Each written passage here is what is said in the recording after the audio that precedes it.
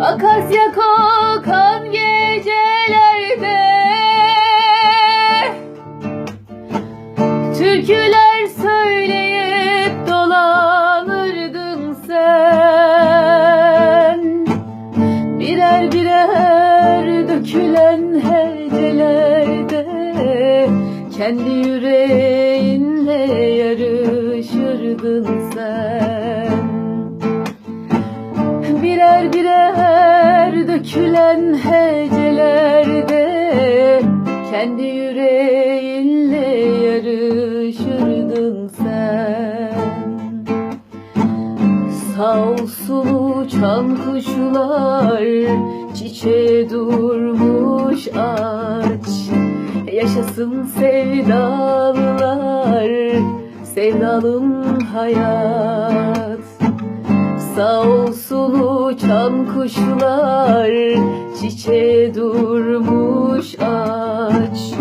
Yaşasın sevdalılar, sevdalım hayat. Karanlıktan güçlüydü hep aydınlık, uzakta parlayan sımsıcak ışık.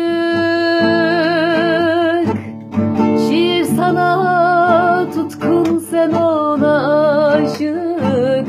Kendi yüreğinle yarışırdın sen. Şiir sana tutkun, sen ona aşık. Kendi yüreğinle yarışırdın sen.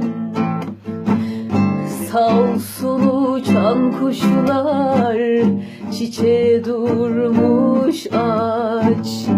Yaşasın sevdalılar, sevdalım hayat. Sağ olsun uçan kuşlar, çiçeğe durmuş ağaç. Yaşasın sevdalılar, sevdalım hayat. Yaşam dalga dalga uzar giderdi,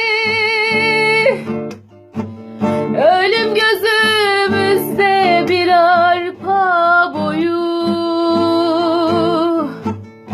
Çocuk gibi öper okşar severdim, yediğim ekmeği içtim suyu. Çocuk gibi öper okşar severdim, yediğim ekmeği içtim suyu. Sağ olsun uçan kuşlar, çiçeğe durmuş ağaç. Yaşasın sevdalılar, sevdalım hayat. Sağ olsun uçan kuşlar, çiçeğe durmuş ağaç. Yaşasın sevdalılar, sevdalım hayat.